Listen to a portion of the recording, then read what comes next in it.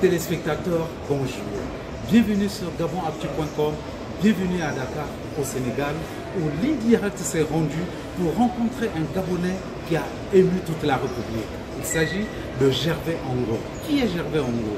Gervais Ongo, c'est ce Gabonais qui a investi dans l'élevage de poulets, qui se retrouve en très grande difficulté. Vous connaissez son histoire? Vous ne l'avez pas connu? Alors, l'Indirect a effectué le déplacement du Sénégal à la rencontre de ce Gabonais qui nous attend actuellement au point E à côté de l'université Cheikh Anta Diop. Suivez-nous, vous allez découvrir l'histoire de Gervais Ongo.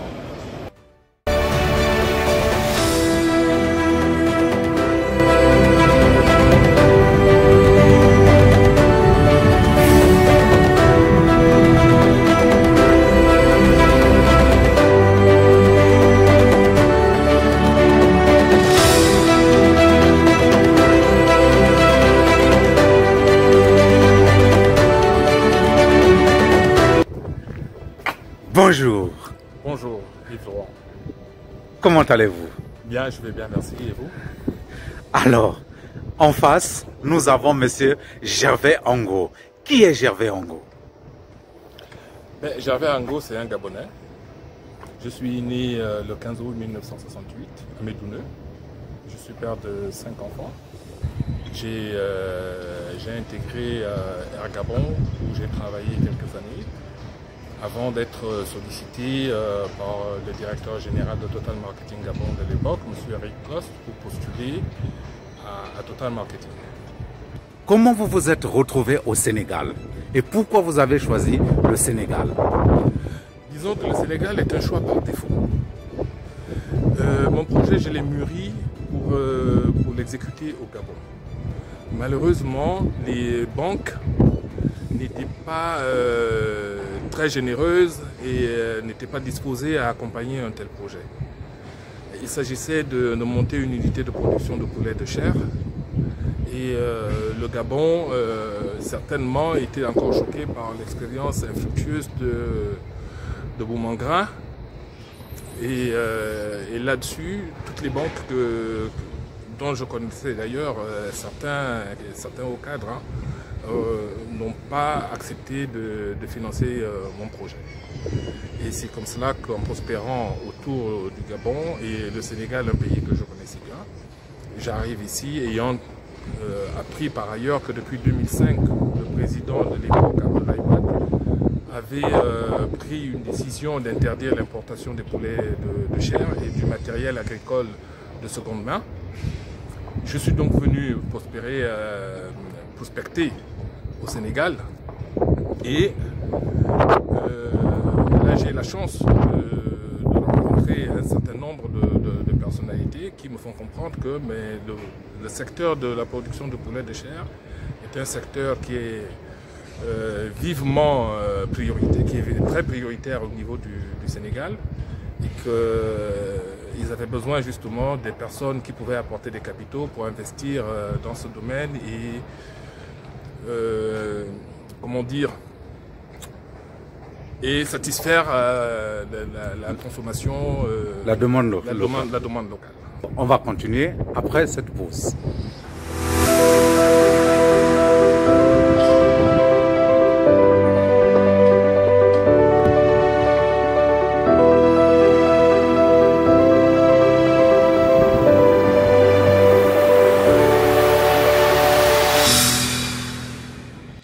Monsieur Ongo, vous vous retrouvez au Sénégal, investisseur. Où est-ce que vous trouvez l'argent que vous n'avez pas pu trouver au Gabon?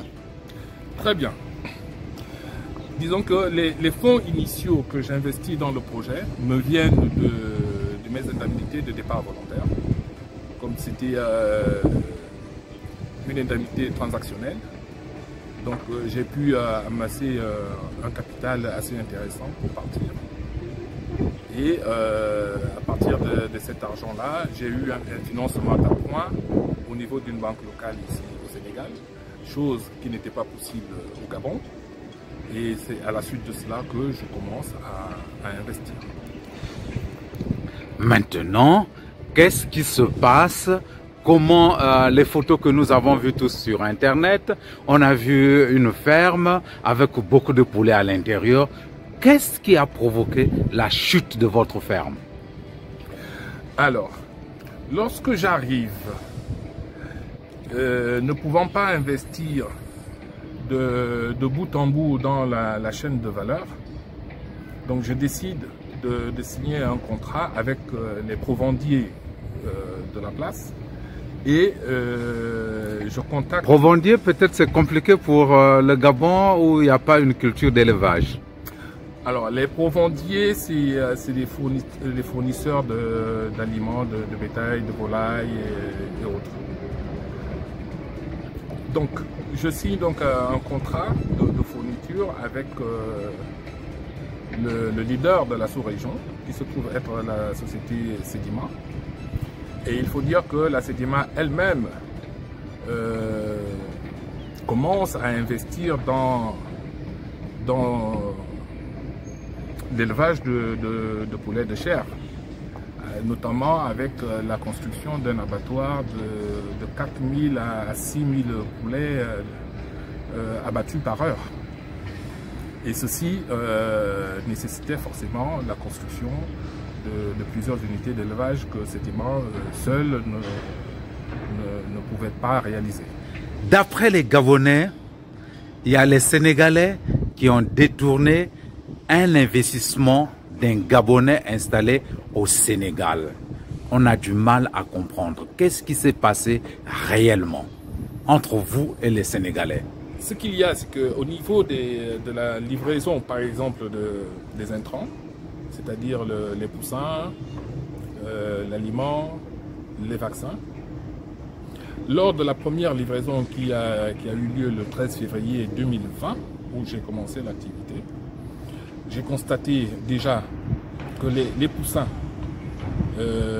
avaient été triés d'après ce que les collaborateurs de cette boîte-là, qui étaient justement préposés à la livraison, m'avaient fait comprendre que les poussins, non seulement ils étaient triés au départ, mais que les poussins de moins bonne qualité étaient ceux qu'on venait livrer chez moi. C'est le premier problème. Le second que j'ai noté, c'est au niveau de la provenderie, c'est-à-dire au niveau de l'aliment. Alors, au bout d'une semaine d'exploitation, ils m'ont livré à peu près plus de 360 sacs de 50 kg qui étaient complètement contaminés à l'aflatoxine.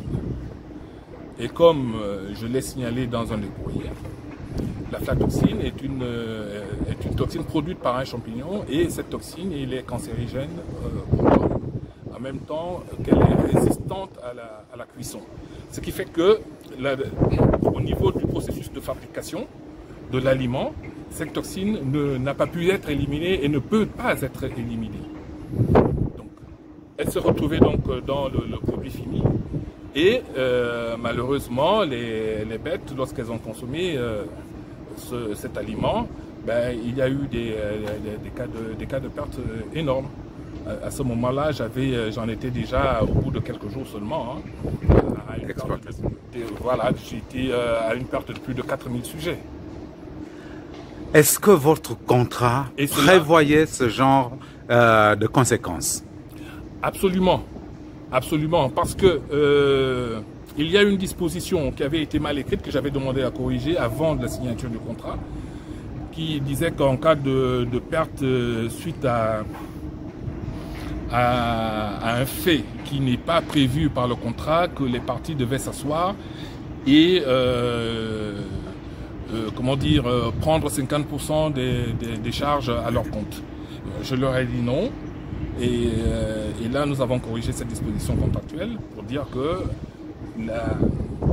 la partie sur laquelle pèse justement la diligence due doit prendre la totalité des charges.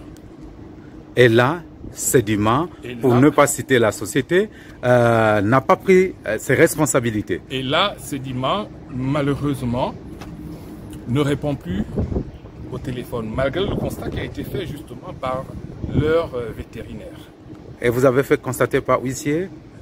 Alors, en ce moment-là, je n'étais pas encore engagé dans un processus de poursuite judiciaire. Ouais. Donc pour le moment, je pensais que j'avais affaire à des gentlemen et que nous étions dans un contrat où bon, finalement on allait pouvoir se retrouver. Malheureusement, ce n'était pas le cas. Et lorsque je constate qu'au bout de quelques semaines, quelques mois, ils ne répondent toujours pas à ce préjudice, et là, je me mets à écrire. Et quand je leur écris, bah, ça passe un peu mal parce qu'ils m'ont plus ou moins peut-être reproché du pourquoi avoir écrit. Et pourtant, c'était prévu dans le contrat. Alors que c'était prévu dans le contrat. Ensuite, quel autre préjudice ils vous ont fait subir? Ben, à la suite de cela, ce qui se passe, c'est quoi? C'est que pour me faire payer, cela se fait au lance-pierre. Je leur avais consenti un délai de paiement d'1 mois, mais ils n'ont jamais apuré mes factures au bout de ce délai-là.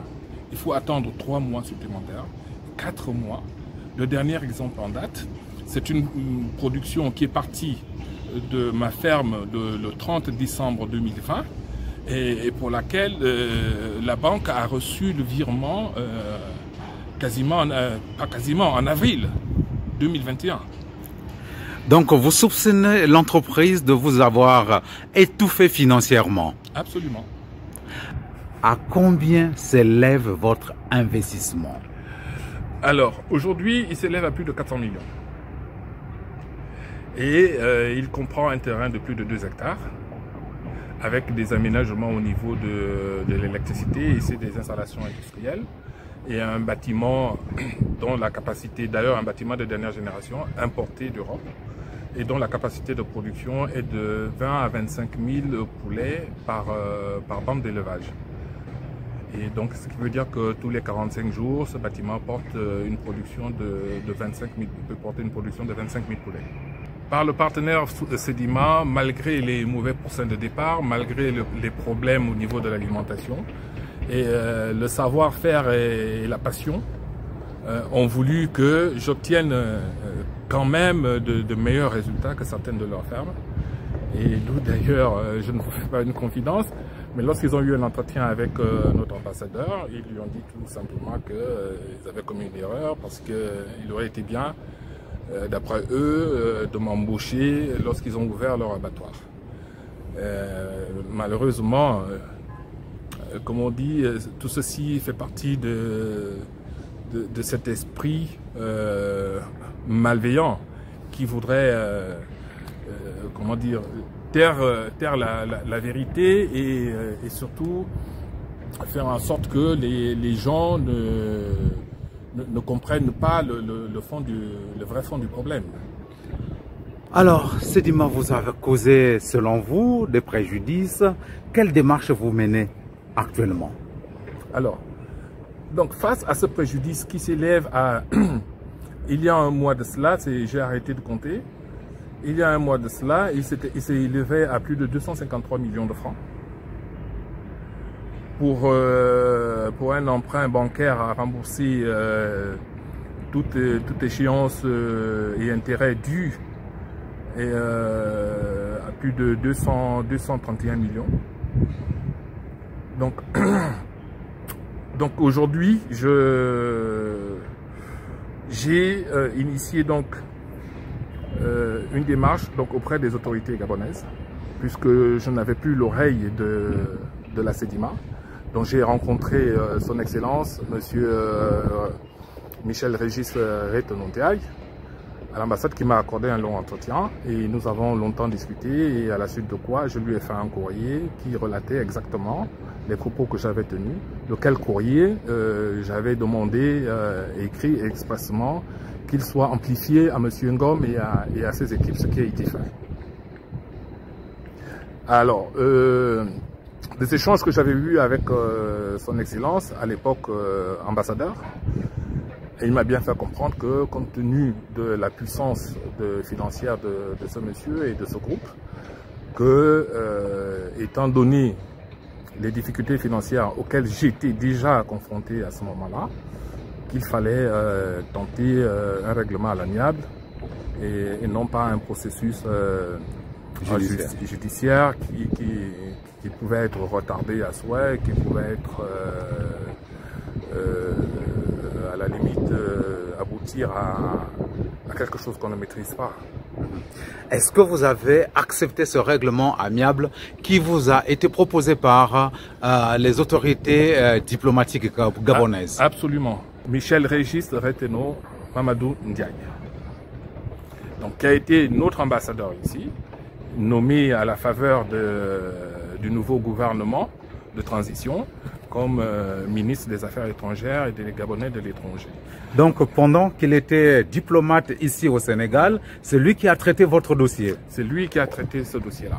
Ah, donc on peut conclure que monsieur le ministre des Affaires étrangères du Gabon connaît parfaitement votre dossier, que vous n'êtes pas en train de mentir, que vous n'êtes pas en train de faire de la philosophie, qu'il y a des faits qui sont réels. Absolument.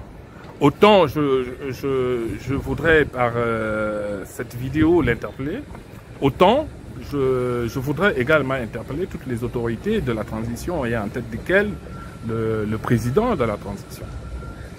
Puisqu'il me semble que, d'après ce que j'entends, tout le monde est au courant de cette affaire au Gabon. Et le sentiment que j'ai, moi, de ce côté-ci de cette affaire, c'est que, malheureusement, Yves, je n'ai pas le sentiment qu'il se passe quelque chose. Alors, donc, la question que je voudrais leur poser, c'est où est-ce qu'ils en sont avec le traitement de ce dossier?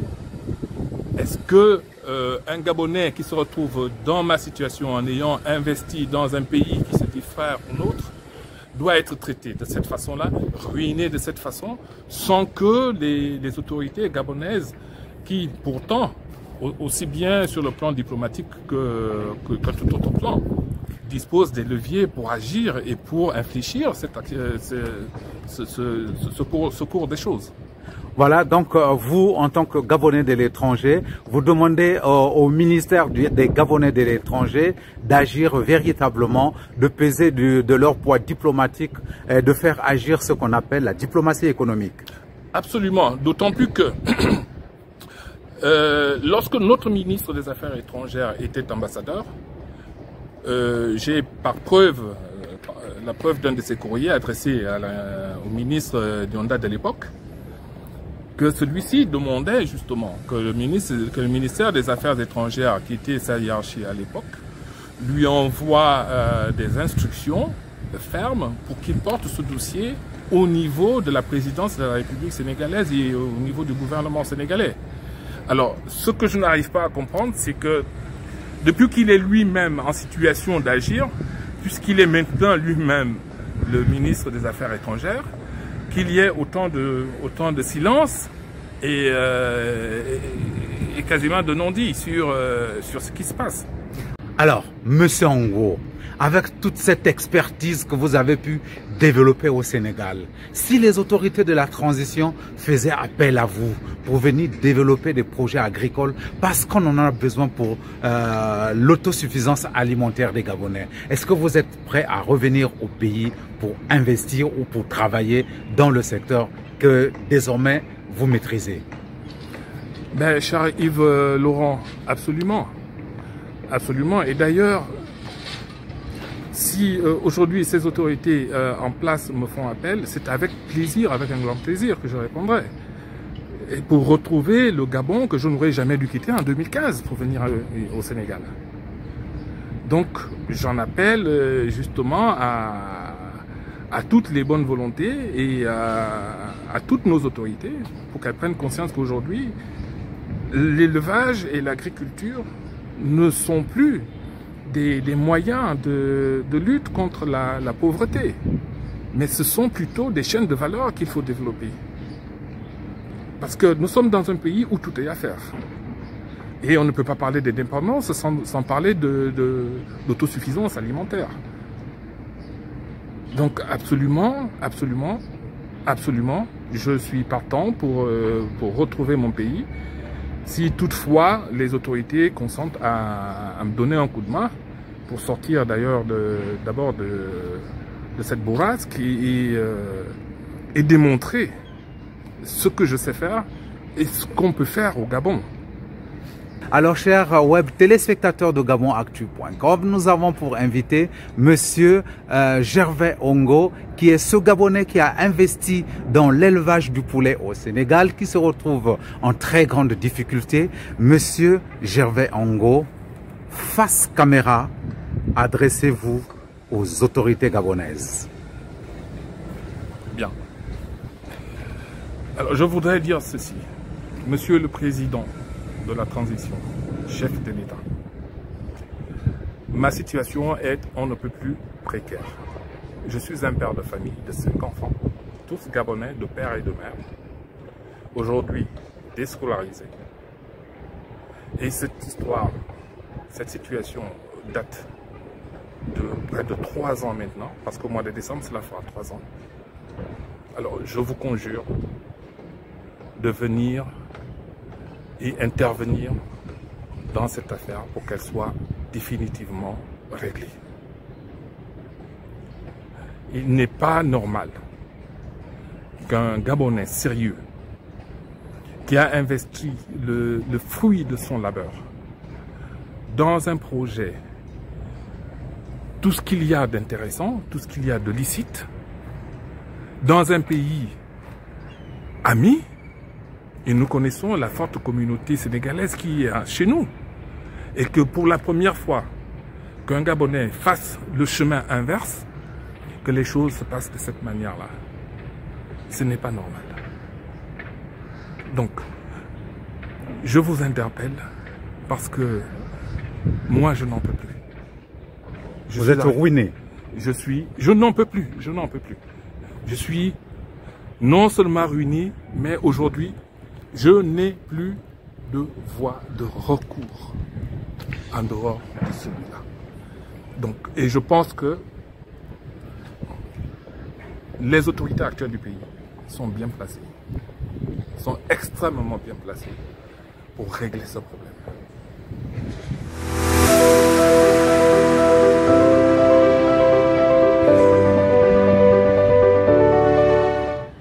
Chers web téléspectateurs de GabonActu.com, merci beaucoup. Merci en espérant que vous avez compris le contour de cette affaire, même si aujourd'hui nous n'avons pas pu avoir les protagonistes, mais nous avons eu la chance de vous présenter la version de notre compatriote qui est aujourd'hui en très grande difficulté au Sénégal. Restez connectés sur GabonActu.com, partagez, likez, commentez, c'est ça la famille GabonActu.com. Au revoir depuis Dakar au Sénégal où il y a un très beau soleil.